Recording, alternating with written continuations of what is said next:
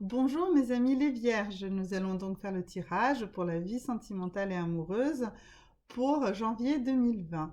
Ce tirage va s'effectuer en 5 cartes et donc nous allons commencer par vos pensées ou vos croyances limitatives. Qu'est-ce que vous pensez ou qu'est-ce que vous croyez qui vous empêche d'avoir une vie de couple harmonieuse ou de faire une rencontre amoureuse? Alors, qu'est-ce qui se passe? Il se passe que vous pensez que vous ne pouvez pas vivre seul. Alors, si vous êtes dans un couple, qu'est-ce que ça veut dire? Ça veut dire que vous vivez dans ce couple. Peut-être que vous faites des choses qui ne vous satisfont pas parce que vous croyez que vous ne pouvez pas faire autrement, parce que vous ne pouvez pas vivre seul. Voilà, c'est ça que ça veut dire cette carte. Posez-vous ces vraies questions. Posez la question de pourquoi vous faites certaines choses juste parce que vous croyez qu'il faut les faire pour ne pas se retrouver toute seule ou tout seul. D'accord? Vous pouvez vivre seul. Tout le monde peut vivre seul parce que la meilleure personne à vivre avec soi-même, c'est soi-même. Voilà. Donc, c'est vraiment une croyance et du coup, comme vous pensez ça, vous vous contraignez à certaines choses. Même chose dans le cadre de vos rencontres, eh bien, vous avez tellement peur de vivre seul que vous faites n'importe quoi dans le cadre de vos rencontres. Vous faites des compromissions, vous faites des concessions, vous faites des tas de choses. Et en fait, tout ça ne vous satisfait pas, bien sûr. Mais pourquoi? Mais parce que vous avez la persuasion, vous croyez, vous pensez, vous êtes persuadé que vous ne savez pas vivre seul. Eh bien, c'est faux. Vous savez vivre seul et il vaut mieux vivre seul que mal accompagné, très clairement. Donc, vraiment, enlevez cette croyance de vous-même. Et c'est une croyance qui est aussi une sorte de peur. Et donc, voilà. Donc, ne pensez pas ça. C'est faux. Voilà, tout simplement. Euh, ne vous contraignez pas à certaines choses dans votre couple parce que vous pensez que vous allez vous retrouver toute seule ou tout seul. Et ne faites pas n'importe quoi dans le cadre de vos rencontres juste pour pas être tout seul. D'accord? Alors, donc ça, c'est ce que vous croyez. Du coup, cette croyance, en général, ça s'accompagne d'une peur. Alors, quelle est cette peur? Eh bien, vous avez peur de la trahison. En fait, euh, si vous êtes dans un couple, euh, vous avez peur que l'autre vous trahisse ou que vous allez trahir l'autre. Alors, c'est quoi la trahison? C'est un petit peu différent du mensonge et c'est surtout beaucoup plus profond que le mensonge. La trahison, c'est que on n'a vraiment pas répondu, on a fait au-delà de ce qui était vraiment vos valeurs, d'accord? Donc là, aujourd'hui, vous avez peur dans votre couple que votre partenaire trahisse vos valeurs. Alors, vos valeurs communes, ou en tout cas celles que vous croyez être communes. Et donc, par ce biais-là, euh, c'est ça qui perturbe votre vie de couple. C'est-à-dire que vous avez peur que ces valeurs que vous croyez communes elles ne le sont plus. D'accord? Ce serait ça la trahison. Mais seulement, posez-vous la vraie question. Est-ce que vraiment les valeurs sont communes? Est-ce que vous pensez certaines choses et votre partenaire ne le voit pas de la même façon? Donc, ce n'est pas forcément une trahison, c'est que vous êtes persuadé que vos valeurs sont communes et sur certains points, elles ne le sont pas. Et c'est parce que cette personne a d'autres valeurs que vous allez avoir l'impression qu'elle vous a trahi. D'accord? Et puis, il se peut que vous-même, vous ayez évolué sur certaines choses et que du coup, certaines de vos valeurs aient un petit peu dérivé vers d'autres idées, vers d'autres opinions, vers d'autres comportements. Et du coup, vous avez peur de le trahir ou de la trahir. Donc ça, si vous êtes en couple, c'est dans ce cadre-là. Et si vous êtes à la recherche d'une rencontre, à ce moment-là, nous sommes donc dans une crainte, dans une peur profonde que la personne que nous allons rencontrer va nous dire partager nos valeurs et qu'ensuite, il va s'avérer qu'elle ne les partage pas et de ce fait, elle va nous trahir. Donc du coup, comme vous avez peur d'être trahi, eh bien, vous allez éviter des rencontres. Alors, vous devez être vraiment pas très très bien, que ce soit dans le couple ou que ce soit dans le cadre d'une rencontre, parce que à la fois vous êtes dans cette croyance que vous ne pouvez pas vivre seul, et en même temps vous avez cette peur viscérale d'être trahi. Donc vous êtes vraiment tiraillé là. Donc il est vraiment important que vous compreniez que la base, le tout, c'est vous. C'est vous, c'est vous, c'est vous. Donc non, vous n'avez pas besoin d'être seul parce que la meilleure personne au monde, celle qui ne vous trahira jamais, c'est vous-même. D'accord? Donc voilà. Ça ne veut pas dire qu'il faut être tout seul. Ça veut dire que peut-être qu'il faut comprendre qu'on est un individu, voilà, et que l'autre est un autre individu, et que forcément, bah, ce sont peut-être juste, comme on dit parfois, deux solitudes parallèles. Non, pas tout à fait, mais en tout cas, ce sont des individus différents. Et donc, la trahison, eh bien, c'est pas ça, c'est pas ce que vous pensez, c'est juste que vous n'avez pas exactement les mêmes valeurs. Mais c'est pas grave, on peut vivre avec quelqu'un qui n'a pas exactement les mêmes valeurs que soi.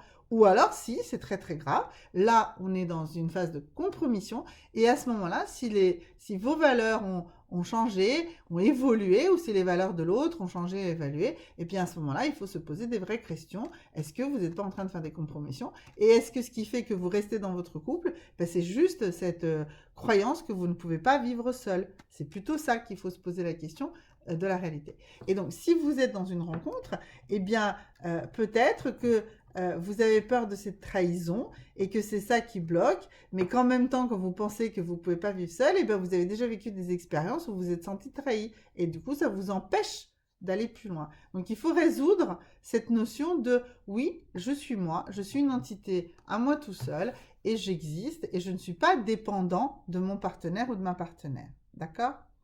Donc maintenant, justement, pour aller un petit peu plus au fond de cette connaissance de soi, eh bien, on va voir sur quoi vous devez travailler dans le cadre de votre connaissance de vous-même. Alors, complément de deux êtres. Eh bien, voilà. Ce n'est pas ne pas pouvoir vivre seul. Ce n'est pas avoir la crainte, la peur de la trahison. Nous sommes des êtres uniques, chacun, différents, d'accord? Nous ne sommes pas totalement différents parce que ce qu'il faut développer dans un couple, c'est plutôt la complémentarité de l'essence des deux, d'accord? Quand on dit des deux êtres, c'est vraiment de l'essence de qui on est. Et souvent, quand on parle de complémentarité, ça veut dire que c'est un mélange de choses que nous avons en commun, de choses que nous avons différentes, de compétences, de savoir-faire, d'idées, justement de valeurs, de choses comme ça qui peuvent être différentes, mais qui finalement ne sont pas tellement différentes pour être dans une sorte d'opposition et du coup de s'attirer par leur opposition. Non, elles vont se complémenter les unes des autres et ça va nous permettre de construire une relation de couple plus harmonieuse et de faire des rencontres plus harmonieuses. Voilà, si vous travaillez sur cette notion que vous devez trouver quelqu'un et être à la fois, cette personne doit être complémentaire de vous comme vous devez être complémentaire d'elle et d'être dans cet entre-là, hein, dans ce mélange, dans cette tresse qui va se faire voilà, entre votre être et celui de la personne avec qui vous vivez ou que vous allez rencontrer, eh bien, voilà, il faut vraiment travailler sur cette notion-là, celle de la complémentarité, d'accord? Donc, trouver quelqu'un qui est complémentaire, pas quelqu'un qui est contraire ou qui est totalement différent de vous. Et dans votre couple, c'est pas ça qu'il faut chercher, c'est vraiment cette complémentarité. Trouver en quoi vos deux êtres se complémentent. Alors, maintenant, quelle est votre intention, quelle est votre attente réelle dans votre couple actuel ou dans le cadre d'une rencontre future ou qui vient de se produire, voilà. Alors, qu'est-ce qui va nous sortir? Allez, qu'est-ce qui nous sort? Il nous sort l'amour véritable. Eh bien, ça va très très bien avec la carte qu'on a tout à l'heure. Effectivement, si vous comprenez que une relation, c'est le complément de deux êtres, eh bien, vous serez dans l'amour véritable. Donc, comme c'est votre attente réelle, eh bien, ça, c'est votre attente, d'accord? Mais il faut que vous trouviez la bonne définition. Qu'est-ce que l'amour réel? Et ça, véritable. Et ça, c'est quoi? C'est l'amour véritable, c'est un amour partagé, c'est un amour réciproque. D'accord? Donc, c'est pas un amour qui vit dans une terreur de la trahison. Ce n'est pas un amour qui complémente juste votre impression que vous ne pouvez pas vivre seul. Non, c'est vraiment une complémentarité de vos deux êtres. C'est un amour où vous aimez l'autre et l'autre vous aime autant. Voilà, c'est ça. Et donc, vous attendez l'amour véritable, mais revenez vraiment en sein de la connaissance de vous-même ici et comprenez que l'amour véritable, c'est vraiment la complémentarité des deux êtres. D'accord? Et donc maintenant, quels sont les éléments de comportement que vous devez modifier pour que ben, vous puissiez rencontrer cet amour véritable ou que vous puissiez le réaliser dans le cadre de votre couple. Alors la carte s'est retournée quasiment toute seule. Donc ce qu'il vous faut, c'est de l'ouverture d'esprit. Alors, ça va très bien avec cette notion de peur que vous avez de la trahison, hein, et que je vous parlais tout à l'heure des évolutions possibles des valeurs. Vraiment, ouvrez votre esprit, ouvrez votre esprit à d'autres possibilités, à d'autres probabilités, à d'autres comportements, à d'autres visions de la vie. Voilà, c'est vraiment ça. Pour vivre un amour véritable, pour vivre la complémentarité des deux êtres, eh bien, il faut que vous soyez d'un esprit beaucoup, beaucoup plus ouvert. Ouvrez votre esprit, ouvrez-vous à d'autres possibilités et vous vivrez un couple plus harmonieux où vous ferez des rencontres beaucoup plus intéressantes et qui justement vous permettront de vous ouvrir à cette complémentarité. D'accord? Donc vraiment, travaillez sur cette ouverture d'esprit. Je ne sais pas comment vous dire, hein, c'est vraiment dépasser justement vos croyances, vos peurs, vos limites.